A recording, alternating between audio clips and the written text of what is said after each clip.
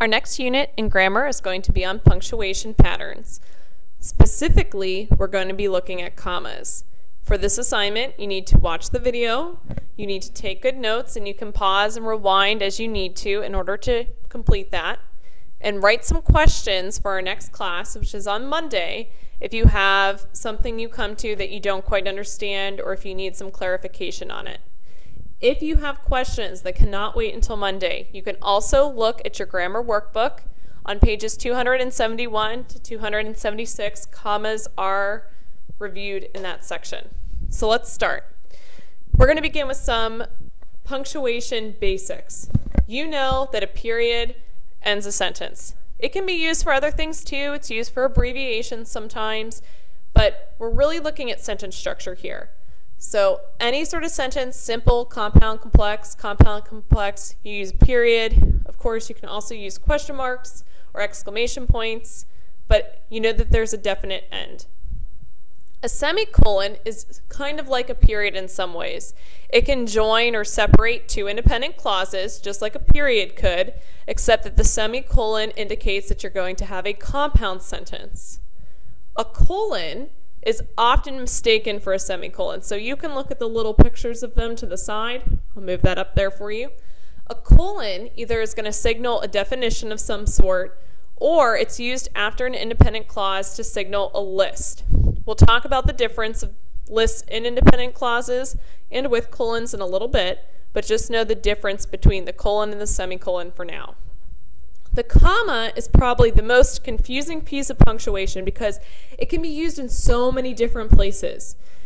The three main things, though, that a comma does is it separates items in a list, it separates the interruption of an independent clause, and it can join two independent clauses when it's used with a coordinating conjunction.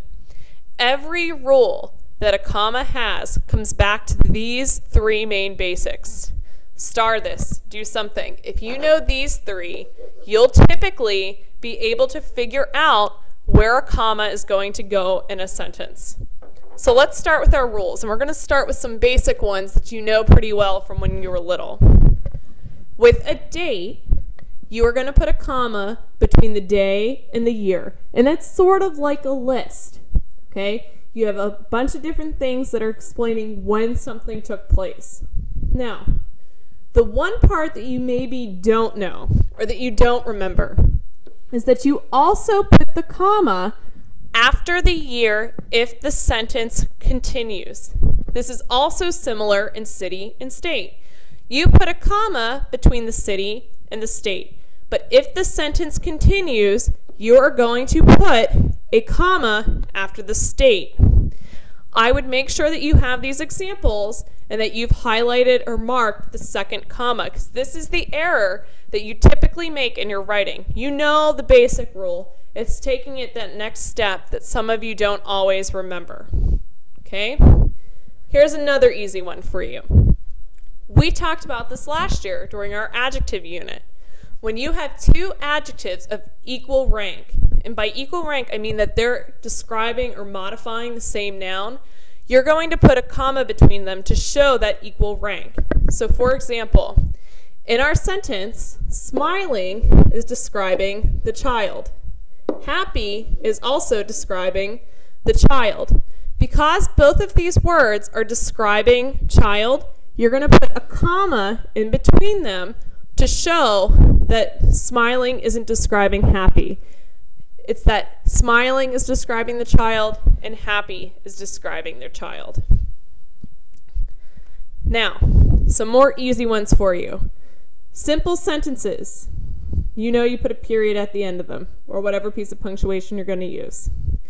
Let's talk about simple sentences with a list. You know that you put commas between items in a list. Now, when the items are being used as direct objects, predicate nouns or predicate nominative, or predicate adjectives, you are going to put commas between them, and they're all just one part of the independent clause. Now here's the one that some of you debate. A comma goes before the coordinating conjunction when you're bringing these three items together. Some people try to say that you don't need it. In English class, all right, most literature people, they're going to tell you that you do. And this is why, okay? It's known as the Oxford comma. And it's being used to separate items.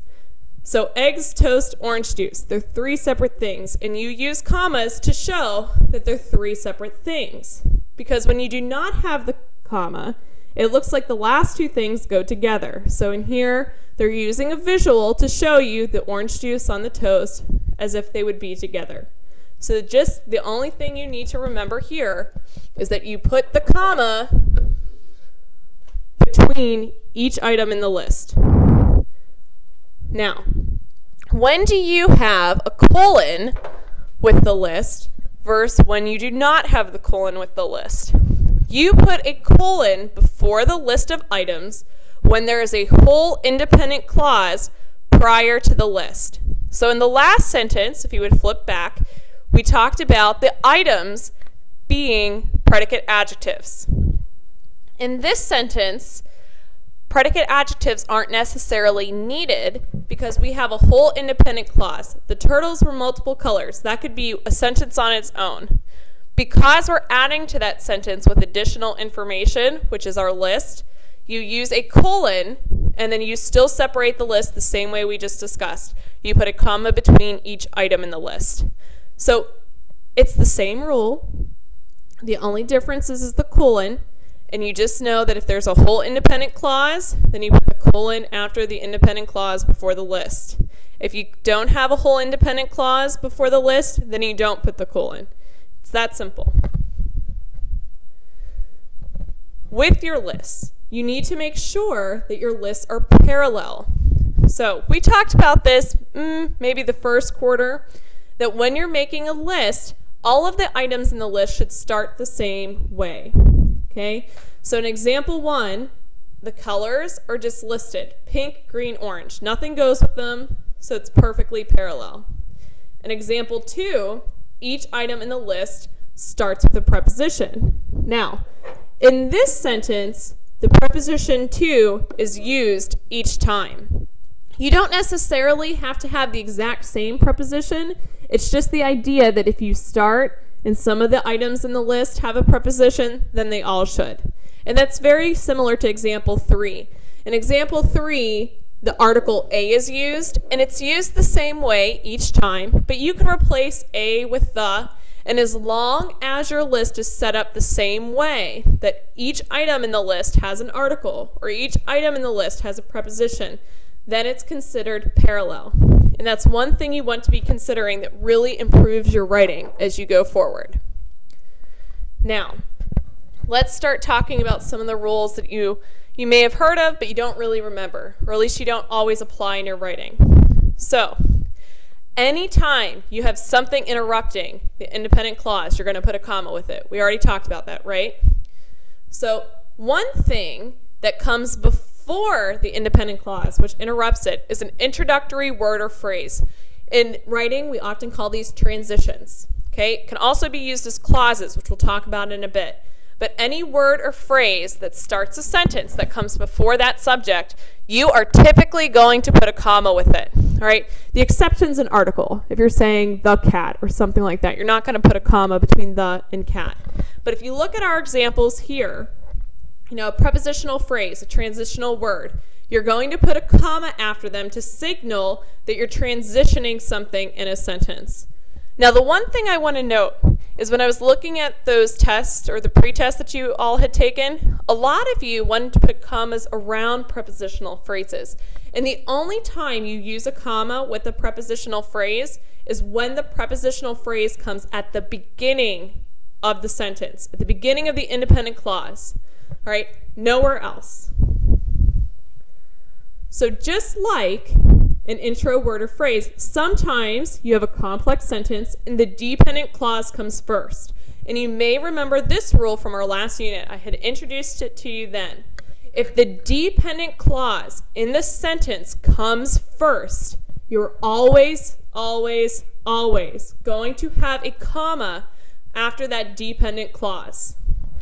Now, if the dependent clause comes second, this is where you need to think back to when we were talking about the different types of dependent clauses. If it's a noun dependent clause, if it's an adverb dependent clause, you do not put a comma. And 9 times out of 10, you do not put the comma. If you're not sure, don't put the comma. If you remember the adjective clauses, which, who, the ones that start with those sorts of words, and it's describing the noun or pronoun before it, just like an appositive would, you are going to set it off with a comma because you're providing additional information. So maybe if you don't know the words for the adjective clauses, but you remember appositives and you know what an appositive looks like, you know that you put a comma with an appositive. And just like you put a comma with an appositive or an adjective clause, you also use a comma in direct address when you're talking to someone. So in this cute little example here, okay, correct punctuation can save a person's life. Let's eat grandpa sounds like we are going to be munching on grandpa.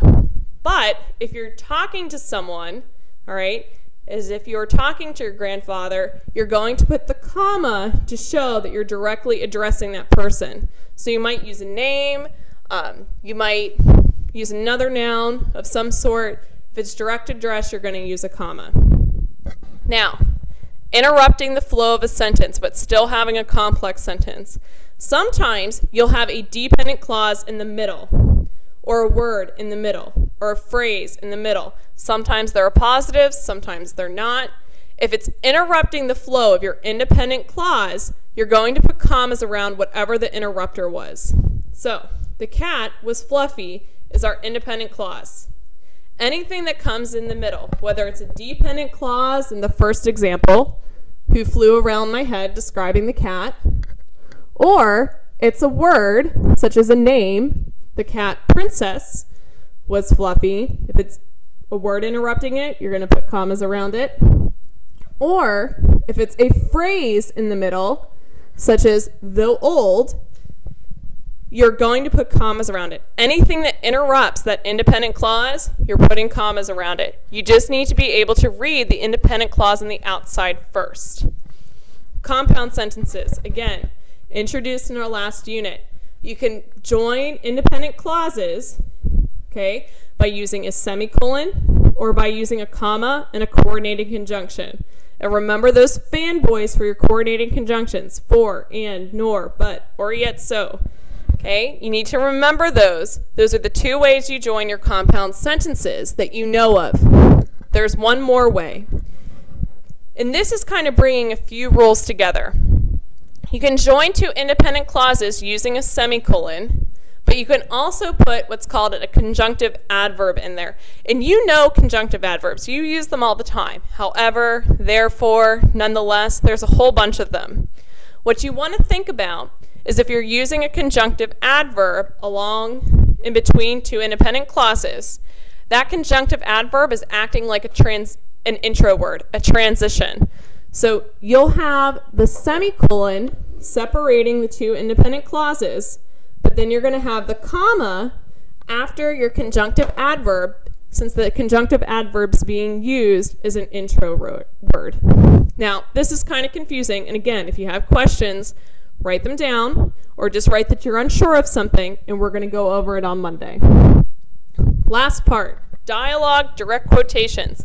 We talk a lot about anchors, okay? You just were writing that Trail of Tears story. We talked a lot about dialogue and how you need to have dialogue within your story to make it exciting, to see characters. So remember, you use a comma to set up a quote. At the end of the quote, the period goes inside the quotation marks. Now, I know this was a lot, but I want to see what you can apply. So please copy these sentences, put punctuation, whichever type you need, commas or semicolons, where they're needed, and then you're going to write the rule for why you're putting that comma or semicolon there. We'll go over all of this on Monday, all of your questions. I hope you enjoy your weekend, and I'll see you then.